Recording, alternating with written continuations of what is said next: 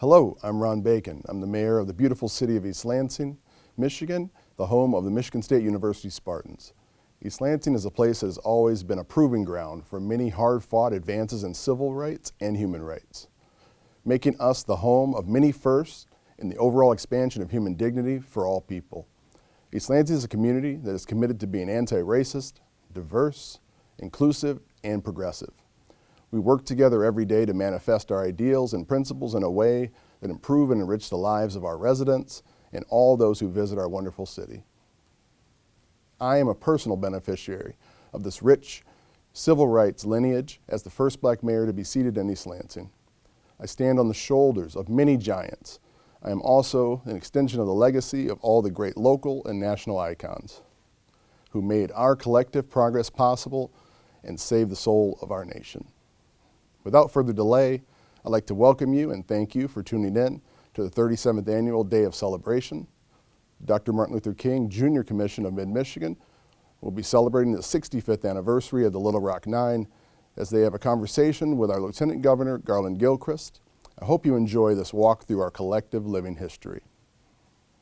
Hi, I'm Lansing Mayor Andy Shore. I'm proud to join with my friend, East Lansing Mayor Ron Bacon, in welcoming you today and to say thank you for joining us for the 37th Annual Dr. Martin Luther King Jr. Celebration. I love attending this event every year, but once again, due to the pandemic and the need to stay safe, the Dr. Martin Luther King Jr. Commission of Mid-Michigan has put together a wonderful virtual program that captures the importance and emotion of the day. You can always feel the power and passion in the room for this event, and I look forward to gathering with you all again when we're able to do so safely. I hope you all enjoy today's program, and I'd like to wish everyone a happy and safe new year.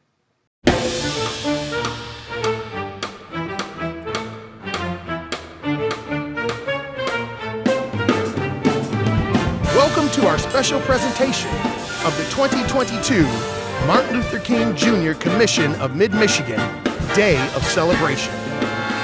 Tonight's celebration features an exclusive discussion with members of the Little Rock Nine, Ernest Green, Carlotta Lanier, Minnie Jean Brown Trickey, and Terrence J. Roberts.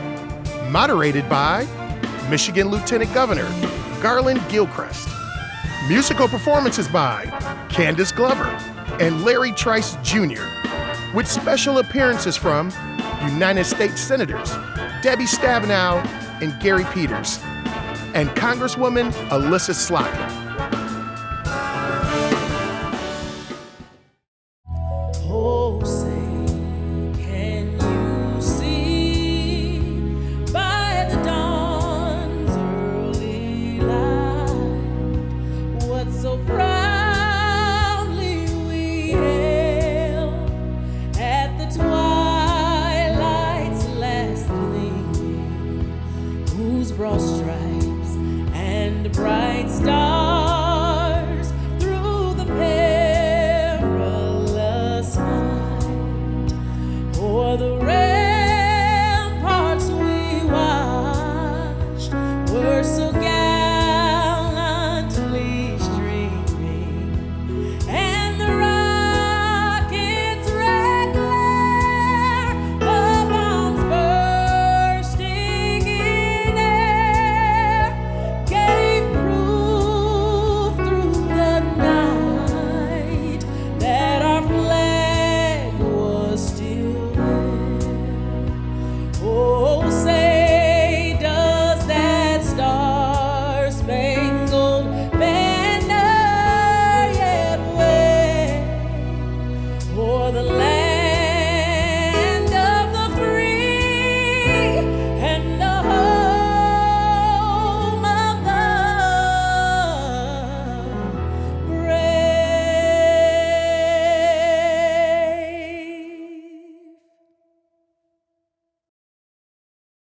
Good evening. I'm Elaine Hardy, chairperson of the Dr. Martin Luther King Jr. Commission of Mid-Michigan. I'm here with my dear friend, Mark McDaniel, President and CEO of CENER, who will be your host for tonight's show. I would like to thank Angela Davis from Detroit for that wonderful performance of our national anthem. The Dr. Martin Luther King Jr. Commission of Mid-Michigan is a nonprofit elected body comprised of volunteer representatives dedicated to preserving the legacy and teachings of Dr. King by supporting community agencies and empowering youth to achieve educational goals. Over 30 years ago, business and community leaders came together to advocate for federal legislation to create a King holiday. Today, the work of the Dr. Martin Luther King Jr. Commission of Mid-Michigan is just as meaningful and impactful. It has grown to include community pilgrimages to civil rights landmarks, art, essay, and scholarship contests, community conversations, concerts, and our most notable community event, the annual Day of Celebration. I hope that you sit back and enjoy the show with your host, Mark McDaniel. Well, good evening, and I too want to welcome all our viewers to the 37th annual Dr. Martin Luther King Holiday Celebration broadcast. I'm Mark McDaniel, President and CEO of Cinera Corporation. I'm honored and blessed to be before you tonight as honorary chairperson. I'm here with the wonderful Elaine Hardy. My, how I wish we could have been in person this year. But fate would have it, so our resiliency is being tested, but we are committed to not being deterred from reaching our goals and helping people. This year's theme, in the long run, justice finally must spring from a new moral climate, could not be more fitting. It reminds us that the pursuit of justice is a daily, renewed quest that we must never abandon. Cinera has an unwavering belief that all people deserve the opportunities that are provided by living in a healthy community. It is our why. This commitment is our personal pursuit for justice in housing, neighborhoods, and communities. It is the theory that housing, neighborhoods, and community undergird the American dream of life, liberty, and the pursuit of happiness. Yet, these pillars were weaponized to disenfranchise Black and people of color for far too long. Restrictive covenants, predatory lending, disinvestment in education and schools, police brutality, and no justice in the justice system were and are issues that still exist today. That's right. Dr. King's words tell us, in the long run, which means to endure, stay the course, then justice finally must spring. He's telling us the unjust will not always be justified. There will be a rising, concluding his statement now from a new moral climate. With the help of unblinking eyes of cell phone cameras, new emerging activists, and the greatest force known to man, love, there was a revolution around the world to fight racism. Yes. This is exactly what our guests, 4 of the original Little Rock 9 did. They fought racism head on and won, but not without battle scars, Elaine. That's right. Thank you to you and the Commission for your work and reminding us that Dr. King's dream can be our reality if we want it to be. That's right. Speaking of wants, I want us to be back in person next year. I really do. It would be great to see all of our friends and colleagues again, but there's something personally for me. I want to hear that live music. I want the spirit of that music to come into me like it has before, so I can get my dance on, Yes. and we can have some fun Absolutely. and celebrate Dr. King's legacy. Hello and warmest greetings to everyone joining us for this year's virtual Dr. Martin Luther King Jr. Day of Celebration. On behalf of Jackson's 3,500 associates across the country, may I say it is our pleasure to support this special event each year, and more than that, to encourage diversity, inclusion, and equity in our workplace all year long. I'd like to extend a special welcome to a group from our office who is watching the broadcast tonight, members of Jackson's Employee Resource Group VIBE, or Visions in Black Excellence. These associates and their work are just one example of Jackson's commitment to maintaining a culture of respect, where all associates can contribute toward our company's purpose to help Americans achieve financial freedom for life. Today, I am delighted to tell you about our esteemed keynote panel, 4 members of the Little Rock 9, Carlotta Lanier, Minnie Jean Brown-Trickey, Ernest Green, and Terrence Roberts. These 4 join us as we commemorate the 65th anniversary of their courageous act to break the color barrier at Central High School in Little Rock, Arkansas. Carlotta Lanier was just 14, making her the youngest of the Little Rock Nine. Following her graduation from Central High, she attended Michigan State University for 2 years, go green, and graduated from Colorado State College. She founded a real estate brokerage company and has built a career as a professional real estate broker. Minnie Jean Brown Trickey was only 15 years old when she gained her place in American history. She attended Southern Illinois University and later completed a Master's of Social Work degree. Under the Clinton administration, she served as Deputy Assistant Secretary for Workforce Diversity at the Department of the Interior. Ernest Green was the oldest of the Little Rock Nine. He went on to earn a master's degree from Michigan State University. Go White! Mr. Green became involved in employment law, helping minority women in the South find opportunities for professional careers.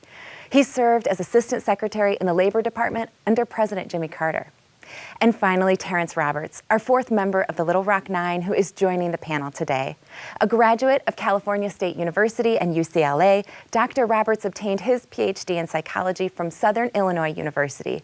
For 40 years, Dr. Roberts was a practicing clinical psychologist. Today, he is CEO of Terrence Roberts Consulting, a firm devoted to fair and equitable practices. This evening, we are honored to present you with a discussion moderated by Michigan Lieutenant Governor Garland Gilchrist and members of the Little Rock Nine, Carlotta Lanier, Minnie Jean Brown Trickey, Ernest Green, and Terrence Roberts. The Little Rock Nine originally was intended to be 18 students, as 9 other students chose not to participate. The discussions on integrating Central High School and the concern for your safety must have been grueling. Please share with us what the conversations were like with your parents, mentors, friends during these months and weeks and days leading up to this day where the 4 of you walked through the doors of Little Rock Central High School. How did you feel during these discussions? Dr. Lanier, I'd like to please start with you. Well, could I make one correction there? It was more than 18 that was a part of this group. Actually, 118 had signed up. And unfortunately, I guess for some reason or another, the school board or whomever whittled it down to 39. And I expected 39 of us to be at school that day, and it turned out to be 9 of us. So that is truly the way things materialized. 39 of us sat before the superintendent of schools and heard the litany of things that we could and could not do at Little Rock Central High School. So that day was one big day for us, and I'm very proud to be a part of this group. That's incredible. Ms. Brown Trickey, can you tell me about your experience? Here's what happened, I think. It came on the intercom at the high school, Horace Mann, saying, if you live in the Central District and you're interested in going, sign this sheet. And I did. And the way that I describe it is I skipped home and said to my mother, I signed up to go to Central. And she said what mothers tend to say, okay, we'll see. And I think that, isn't that what happens? I mean, isn't that the name of the game, right? Well, I mean, I think, first of all, that part of my reason for signing up, my best friend was Thelma Mothershed. And we decided we lived close, so we could walk. And Melba, who's one of the, we planned we could walk together to Central. So, I mean, as much as we were interested in the fact that it was the most beautiful high school in America, it was there. And that's a really important thing. We knew it was there. We used the field house and the stadium on the weekends. And I actually, over time, I started to think, I actually felt some relationship to Central as it belonged to me as well. And it was such a fixture that it just seemed logical to say, I want to go there. And the other part I think I want to say is part of being an United States person is to live in the Jim Crow South, but be told all the time that you live in the best place in the world. So to anticipate that hate was impossible. Couldn't possibly have known. And I think people say, well, you're so brave. And I say, oh no, the bravery came later. Yeah.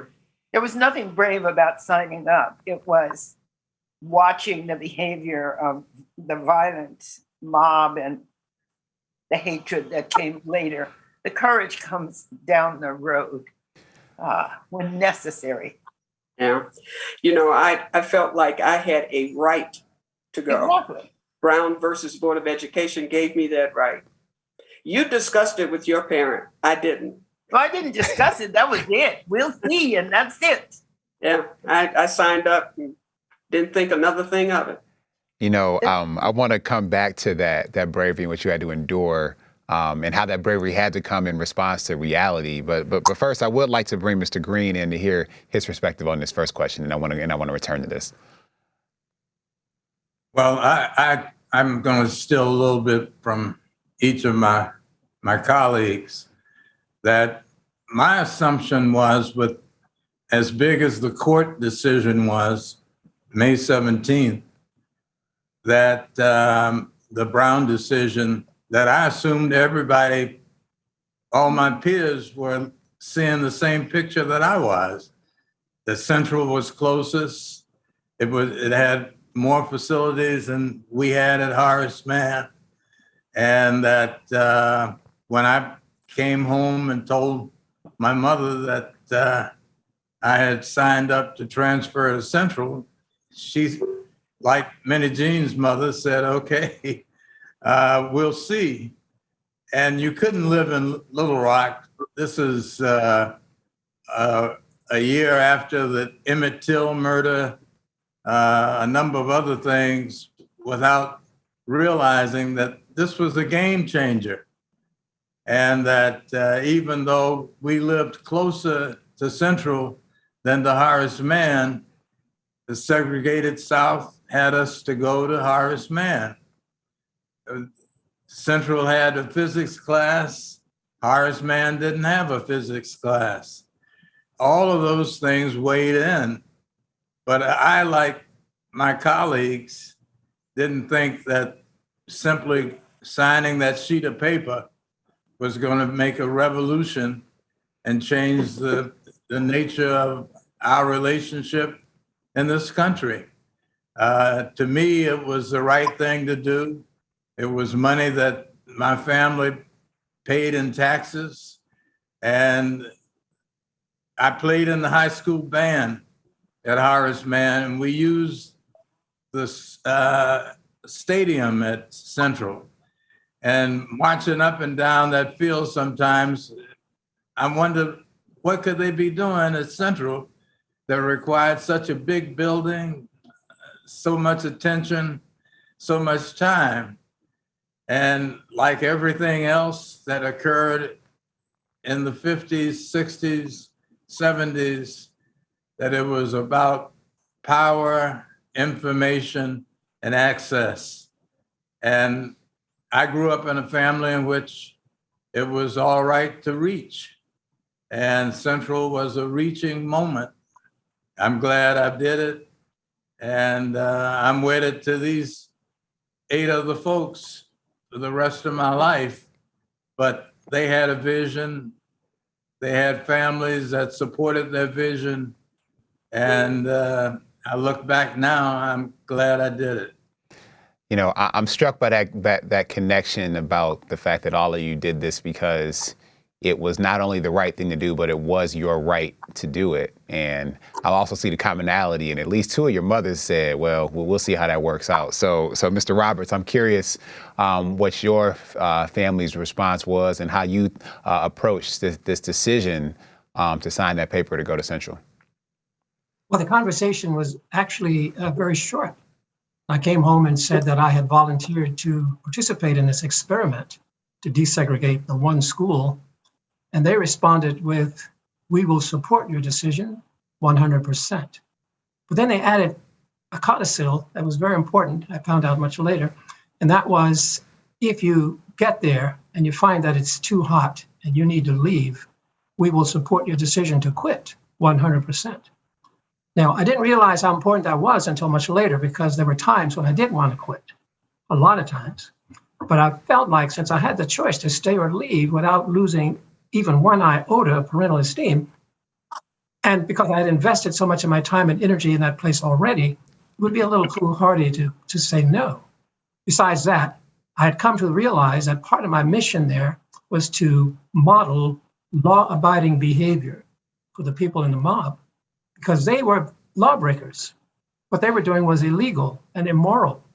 I was there to demonstrate how it was possible to live in this country and actually obey the laws.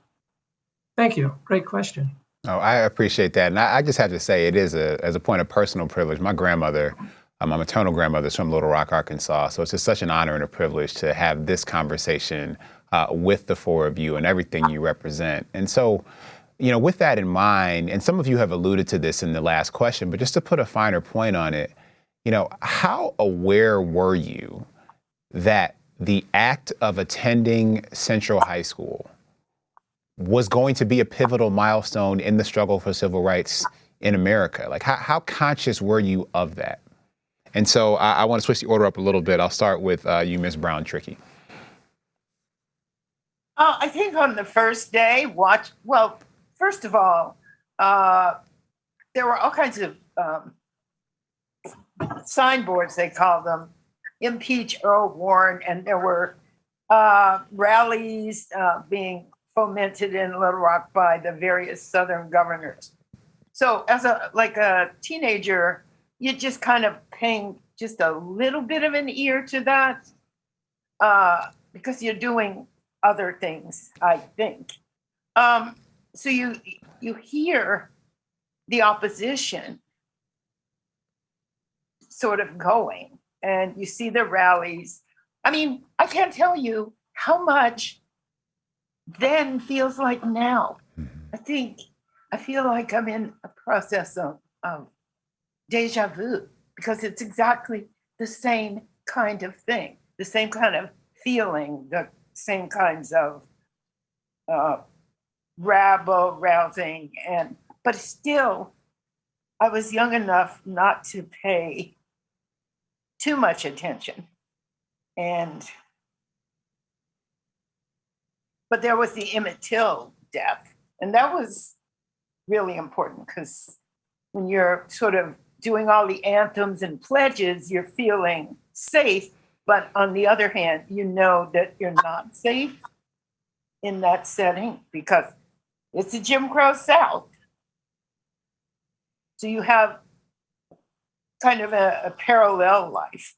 There are a lot of people who feel parallels to what you all experienced, and there are a lot of young people who feel that today and have felt that, especially over the last couple of years. And so that's why I think it's important to hear your perspective of how you felt as a young person having this experience. So Mr. Roberts, if I can come to you and ask you, how aware were you? You talked about the experience you had and the conversation with your family, but were you aware of the pivotal nature of this moment in the history of civil rights in America?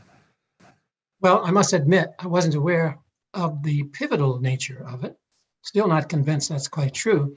But what I was aware of from my own study and reading about Black people in this country for centuries had pressed against the opposition, had fought for the status of citizen, if you will. So I knew that what we were doing was going to result with a lot of opposition. What really frightened me really was not the opposition, but the intensity of the opposition. These folk were murderous. They truly wanted to kill us. I think given the opportunity, they might have, but there were several things that stopped them. One being the advent of television. So these images were beamed all over the world. It would be very difficult to exonerate yourself if you chose to act on those feelings. But also, I think my thought was again, from my historical understanding, these pushings forward by Black people never resulted in a lot happening, a lot of change. So at best, what we're going to do is make a very small step in Little Rock. And I was more than happy to participate at that level. Sure, this was certainly a tile on that mosaic. I would argue that it was a pretty important tile. And so Dr. Lanier, how conscious were you of that and just sort of what this meant for history, frankly, in our country? Well, I too I felt that it was, I was taking another step in being supportive of a person like Rosa Parks.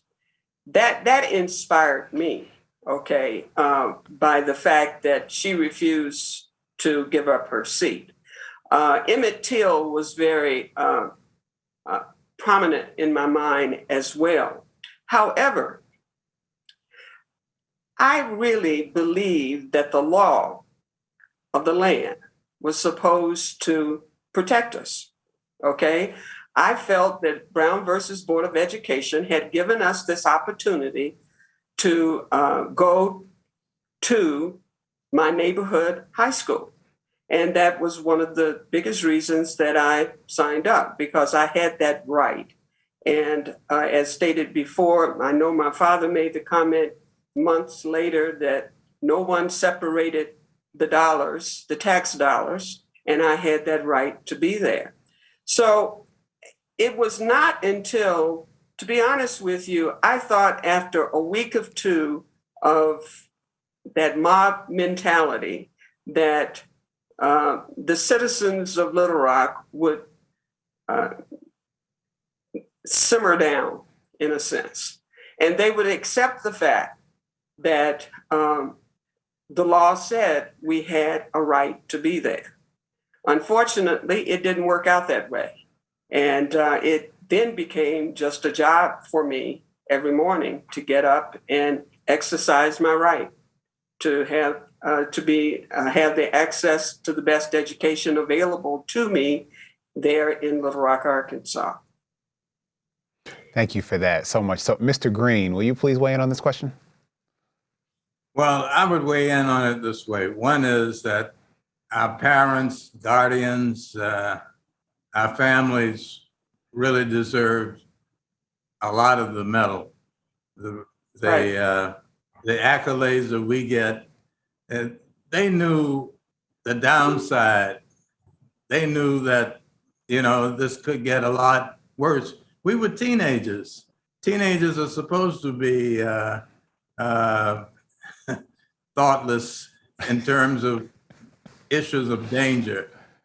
But I think when I went home after the first day, I said to myself, that there's no reason not to continue this, because if I quit now, this is going to have a negative impact on changes that I wanted to see for myself and for my generation. I think we paid a lot of attention to what was going on around us.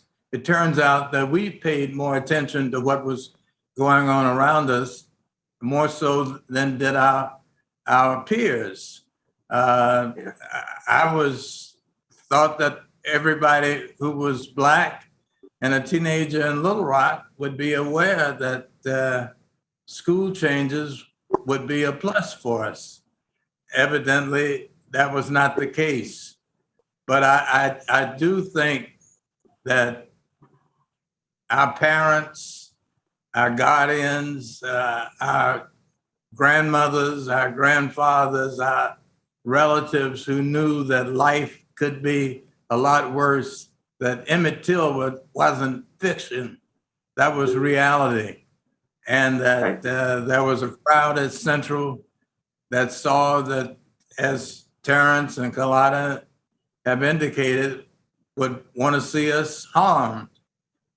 But for the grace of God and lots of people supporting us, we were able to turn around and tell you that we went to school with the 101st Airborne. that Louis Armstrong made a campaign out of being able to treat the Little Rock Nine with dignity. All of that we can look back on, but when you're in the midst of that storm, all you want to do is go forward and be able to improve on what you did the day before. Hopefully it's better than the day after. This has been over 80 years in the making. Little by little, piece by piece, taking the time to get it right. At the end of the day, it's about working together to make a difference. When it comes to that, we've got it down to the letter. LAFCU, your credit union for life. Hello, I'm U.S. Senator Gary Peters, and welcome to the 37th annual Dr. Martin Luther King Jr. Day of Celebration. And while we can't gather in person as we've done in years past, I'm pleased to join you virtually here today to commemorate Dr. King. I first want to thank Chairperson Elaine Hardy and the MLK Commission of Mid-Michigan for all the work that you do to put on this distinguished celebration, as well as the greater Lansing community for its continued dedication to honor Dr. King and his legacy, one that has been carried on by so many and continues to inspire new generations to seek a world where love triumphs hate.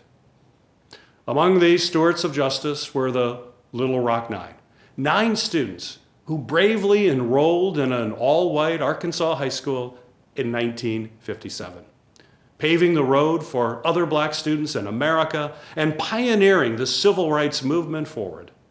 I'm honored that members of this group will be joining us virtually here today.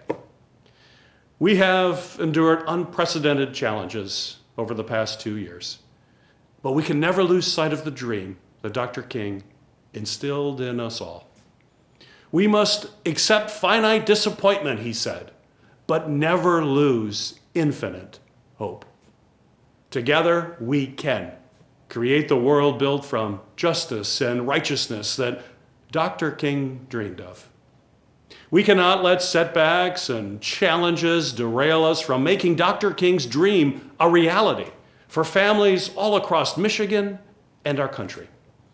And we cannot allow the very bedrock of our democracy, the right to vote, to erode before our eyes. We must safeguard our democracy against efforts that are seeking to undermine access to the ballot box. When Dr. King shouted from the steps of the Lincoln Memorial, "Give us the ballot," he knew how the power of voting could make meaningful, positive change. And that's why passing voting rights legislation into law, including the Freedom to Vote Act and the John Lewis Voting Rights Advancement Act, is absolutely vital for protecting every American's right to make their voices heard. Thank you again for all that you do, and enjoy the event. Jackson provides retirement products for industry professionals and their clients. Jackson supports nonprofits that promote strong families and create economic opportunities in communities where its employees live and work. Since our beginnings over 85 years ago, Case Credit Union has focused on community and assisting individuals to become financially strong. We believe and live our mission that everyone should be given the opportunity to achieve financial success through service we provide. We are honored to be recognized as the Outstanding Credit Union of the Year by the Michigan Credit Union League and will continue to make Case inclusive and accessible to all. Belong to something special. Become a member. Good evening, friends, distinguished guests. I'm Congresswoman Alyssa Slotkin, and I represent Michigan's 8th District in the House of Representatives. It's a tremendous honor to join you as we celebrate the life and legacy of Dr. Martin Luther King Jr. As many of you know, tonight's broadcast wouldn't be possible without the tireless work of the Dr. Martin Luther King Jr. Commission of Mid-Michigan. They are real people who for more than 40 years have continued to carry out that unfinished work that Dr. King began. And in particular, I want to thank my friend, Ms. Elaine Hardy, for her leadership and tireless efforts as the commission's chairperson. I'm also delighted to welcome our distinguished guests, members of the Little Rock Nine, Minnie Jean Brown Trickey, Dr. Terrence Roberts, Dr. Carlotta Lanier, and our fellow Spartan, Ernest Green, to our community and to Michigan's 8th Congressional District. The theme for tonight's event comes to us from a telegram that Dr. King sent to President Eisenhower after federal troops were sent in to desegregate Central High School in Little Rock, Arkansas. Although these lines were originally written in 1957, Dr. King's words feel incredibly relevant to the work that goes on today. And so for all of us gathered today, this justice continues to be our collective goal, creating a new moral climate, our collective responsibility. However, I can't help but feel drawn to the rest of that quote. Dr. King wrote, quote, "Justice must spring from a new moral climate, yet spiritual forces cannot emerge in a situation of mob violence," end quote. In short, violence stifles the spirit and prevents progress. Throughout our history, there have been moments when that violence has prevented progress. It's frayed the ties that bind us together and taken us further from our nation's values. And whether violence is found on the steps of a high school in Arkansas or on the steps of the US Capitol, whenever Americans have turned on Americans, it is our responsibility to confront the ugly roots of this violence head on. How do we do this? In the face of such a challenge, it's natural to ask ourselves the fundamental question that Dr. King also asked: where do we go from here? The answer, I believe, lies with the path that Dr. King himself followed. In moments where it feels like our moral climate is eroding and justice and progress are drifting further and further away, we drive out darkness with light. We drive out hate with love. Dr. King never failed in his belief that the better angels of America would prevail. His words are more relevant than ever today.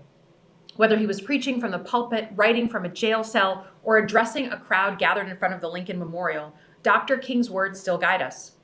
And in this new year, as we navigate through the darkness that can feel at times like it's all around us, I encourage you to take a moment. Look to your left, look to your right, and find the people who will sustain you, who give you faith, and who give you courage to take the high road and play the long game. So on this important day, let us recommit ourselves to the work of fostering a new moral climate. Let us strive towards the dream of the dreamer, justice in our beloved country. Calling all artists, Delta Dental of Michigan is proud to sponsor the 4th annual Dr. Martin Luther King Jr. Art Contest, which is now open. This contest is an opportunity for local artists to showcase their talents while honoring the legacy of Dr. King. Cash prizes ranging from $500 to $1,000 will be awarded to one individual in each of the 3 categories. To learn more, visit mlkmidmichigan.com/scholarships. Lake Trust Credit Union is honored to support the Dr. Martin Luther King Jr. Commission of Mid-Michigan for the 3rd consecutive year. Embracing the passion behind Dr. King's mission, Lake Trust empowers programs that focus on enhancing health, well-being, education, and financial equity. By channeling the power in all of us, we can drive positive change in our communities and advance Dr. King's legacy together.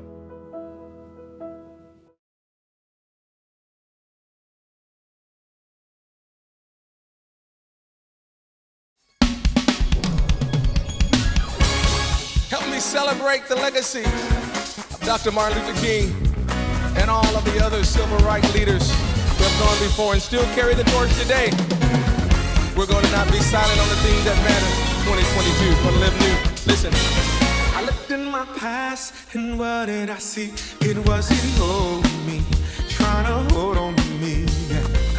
But then I realized I was not the same, what I used to be, no longer me.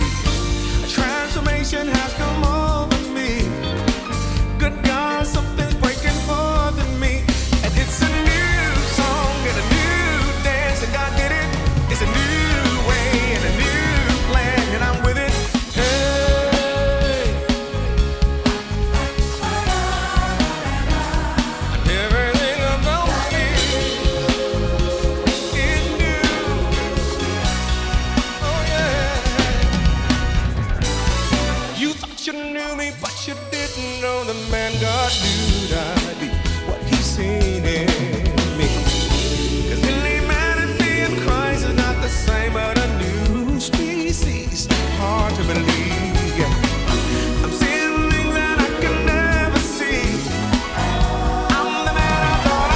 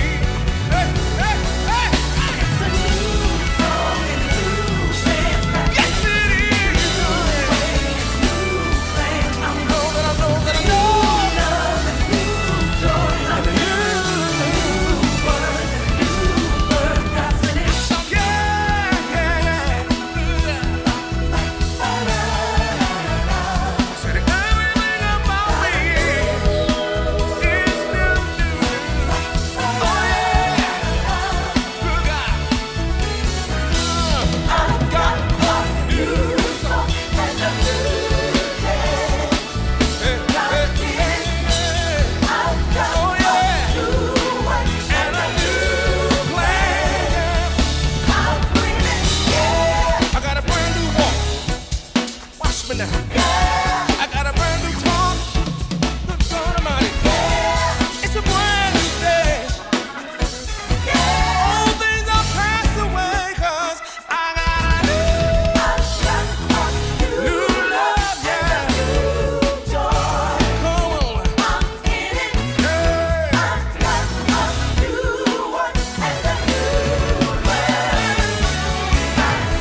Say yes. Come on and dance with me. Come on and move me. Good God Almighty. I got joy. Oh yes I do. I got peace. Everything I wanna be. Yeah, yeah. Yeah, yeah. Don't you wanna go with me? Don't you wanna love with me? Said I wanna celebrate. Oh yes I do. Yeah. I got a new.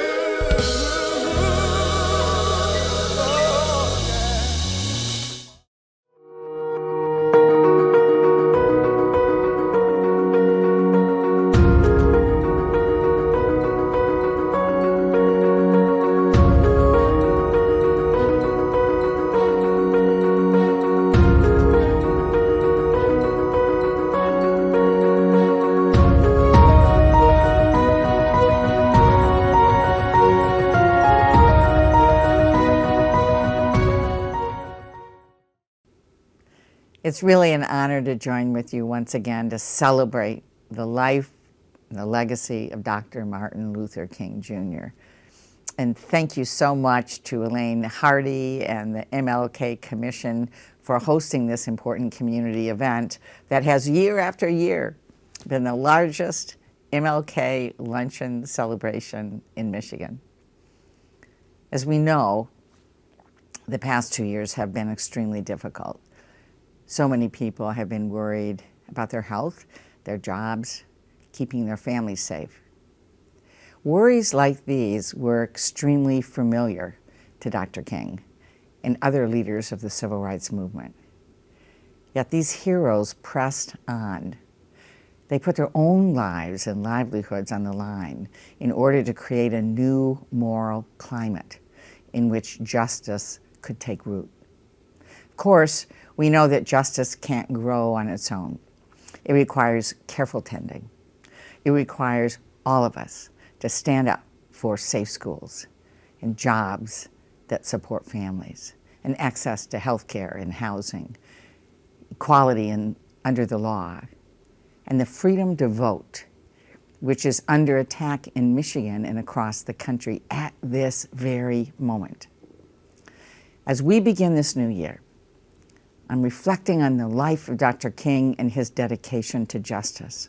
And I have no doubt he would be leading the effort at this moment in our country to protect our democracy and our freedom to vote. This is the moment for us to join together to do the same. We must rededicate ourselves to doing all we can to create the new moral climate that Dr. King envisioned. Thank you so much for being part of this important event. And thanks for all you do to ensure justice for everyone. At Consumers Energy, we believe change is imagining. Change is big, small, clean.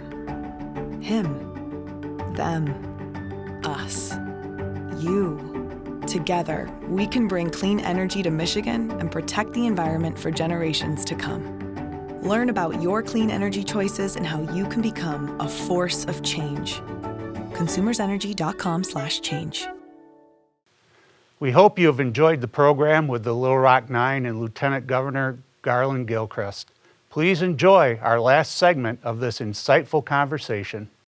And it does bring me to this next question. You know, there are so many photographs from September 4th, 1957, and from the other days of schools integrating. But, you know, one in particular is this really iconic photo from that day in Little Rock. That's the photo of Hazel Bryan, this white woman snarling and just yelling all kinds of obscenities at Elizabeth Eckford as she tried to enter Central High School.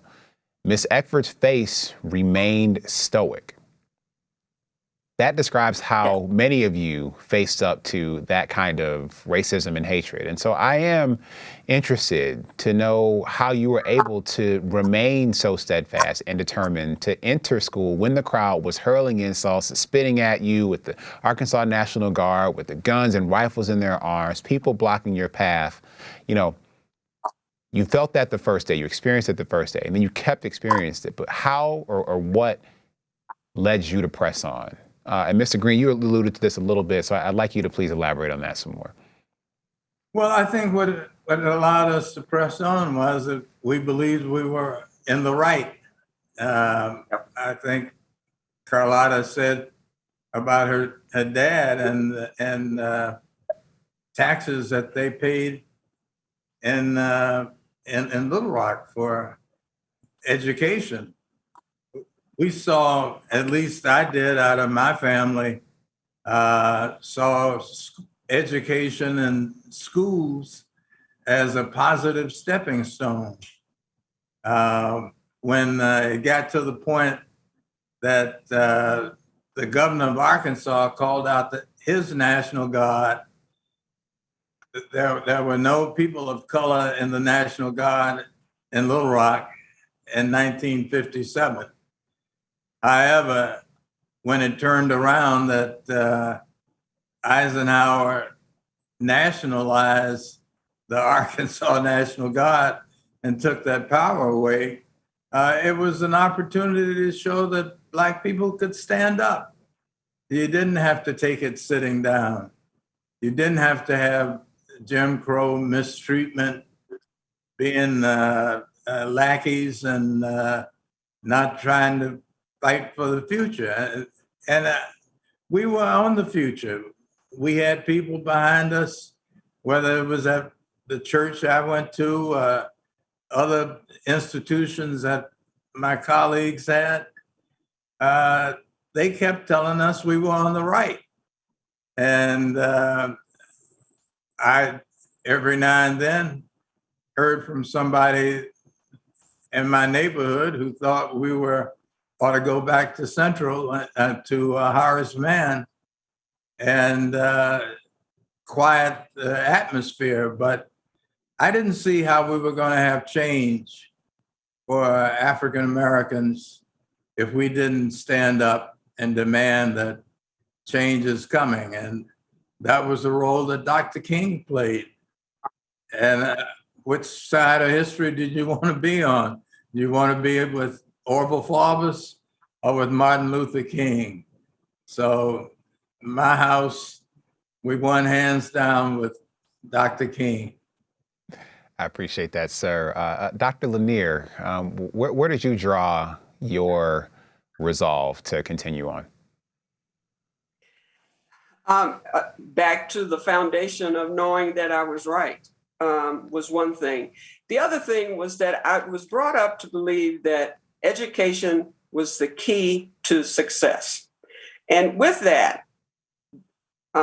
with the fact that Little Rock Central High School afforded so much more on the educational plane, and that I passed this school every day, and I had the opportunity to go there. So I'm going to do that, and I did that. And it became a situation where I wanted all that was available to me.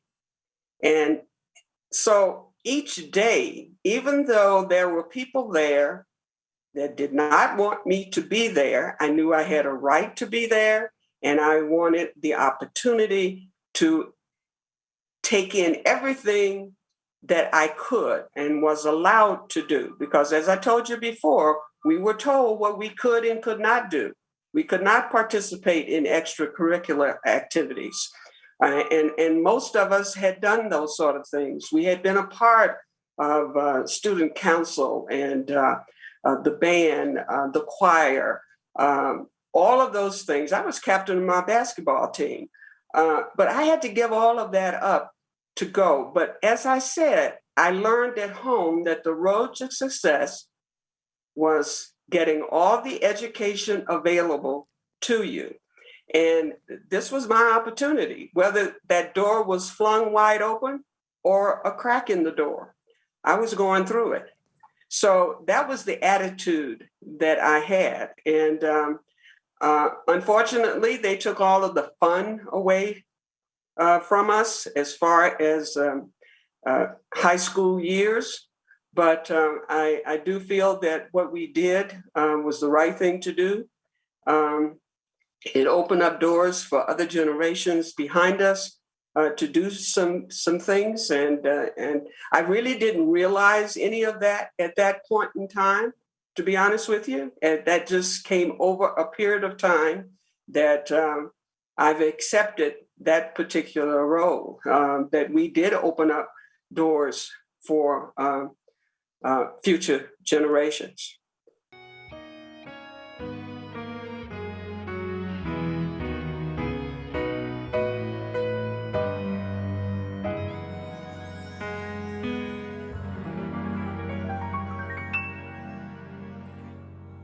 I was born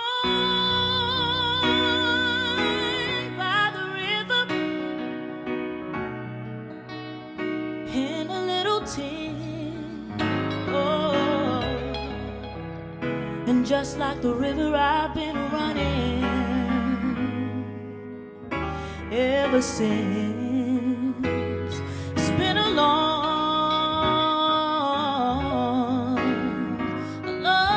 time coming, but I know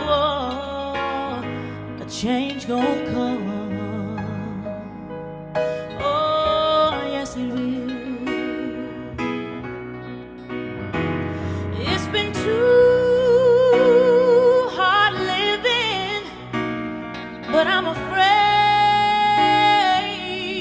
to die, 'cause I don't know what's up there beyond the sky. It's been a long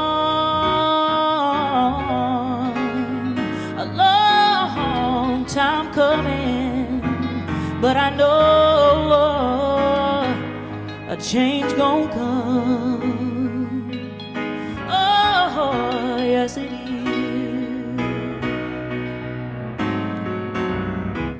So I go to my brother. I said, brother, help me please. Oh. But then he winds up knocking me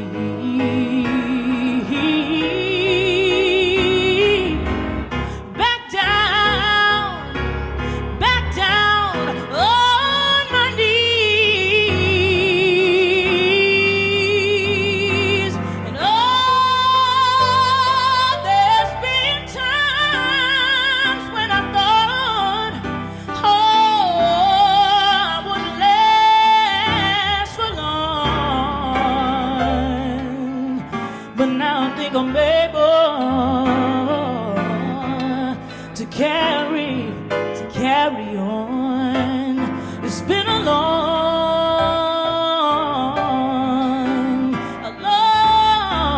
time coming, but I know a change gon' come. Oh, yes it will. Elaine, oh my gosh, what an amazing conversation with Yes. Little Rock 9 tonight. Yes. The music, unbelievable. This whole night has just been wonderful, absolutely perfect. Absolutely. Absolutely perfect. We know with God's grace and blessings, we'll be gathering together in January of 2023 Yes. in person. I hope so. We will. I'm looking forward to the live celebration of our national holiday in memory of Dr. Martin Luther King Jr.'s work that transcended so many barriers and continues to challenge us to fight for justice, equality, inclusion, and equity. I also want to take this time to thank all of our sponsors and to thank this community for always supporting the Dr. Martin Luther King Jr. Commission. Remember, we hosted the largest luncheon event in the country before this pandemic. What we're hoping to do now is be able to record record numbers from our broadcast tonight. I also want to take a moment to thank the Dr. Martin Luther King Jr. Commission commissioners, 20 of the most amazing individuals in our region who have dedicated their lives to preserving the legacy of Dr. Martin Luther King Jr. Before we conclude tonight's broadcast, I want to leave you with the work that the Commission will be concentrating on this year, and that is ensuring every American's right to vote. We believe that access to the ballot undergirds our democracy, and it should not be denied to any American citizen. And so we are asking you to join us in our fight and advocacy to make certain that every American that can vote has access to the ballot. Now, if you would like to learn more about the MLK Commission and our work, you can visit us on our website at mlkmidmichigan.com or follow us on social media. And I am looking forward to seeing you in 2023. God bless you and have a good night.